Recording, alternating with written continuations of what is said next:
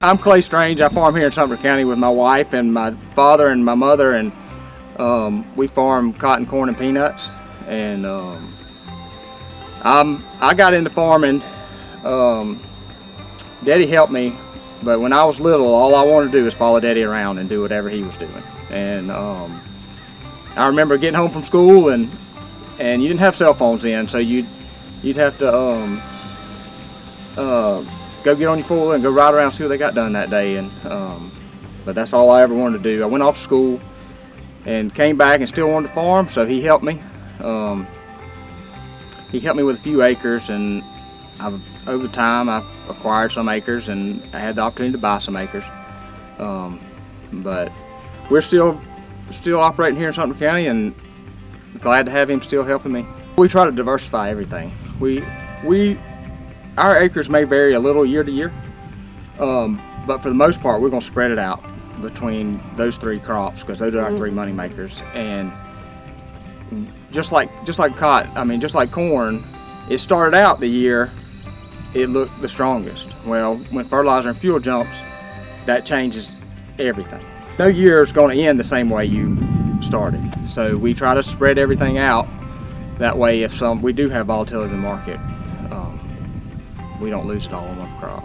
We're about 3/4 of the way done with cotton, and we should finish peanuts in a couple of days. We're about 2 weeks late on everything. We had a couple of rain events that slowed us down, but we're not going to complain about the rain because it's been super dry.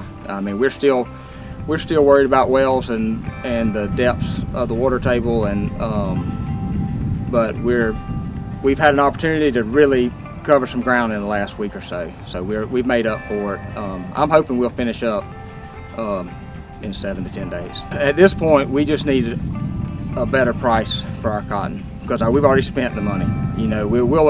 We'll incur some costs with irrigation and that kind of stuff, but as far as fertilizer and seed and all that kind of stuff, the money's been spent, and most of the fuel.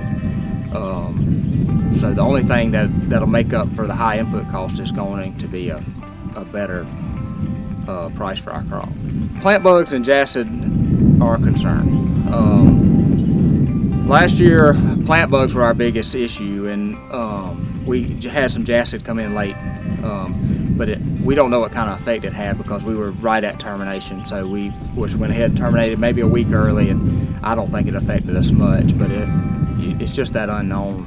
But we'll cross that bridge when it gets here. This is where I grew up. This is where my kids will grow up, and God willing, this is where my grandkids will grow up. So we want to take care of it, and we want to produce a good, sustainable product. We're a little heavier on cotton this year. We've had an opportunity to price some cotton. The price of peanuts is down because we kind of flooded the market with it last year, so it'll give us an opportunity to rest some acres. But our corn's about the same. Early on this year, corn looked the best, but with fuel and fertilizer where it is now, it took a lot of margin out of it. The price of cotton has moved up, but we're still at that break-even point where we're glad to see some volatility in the market, because for 2 years we just saw it sit below 70. And but at the same time, fuel and fertilizer has taken any gains we've seen in the market out of it.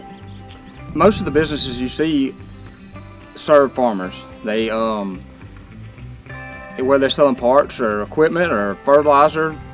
Some of them might be big companies, but it's local people that own them and work there. So when we spend money, it stays pretty local in the community. Just like this tractor, this is an older tractor, and we're putting hours on it, but at where things are now, we're not in a place where we can update. We just got to keep running this older equipment and keep repairing it just to stay profitable. But if things turn around, that's the first thing we probably will do, is start updating a few pieces of equipment.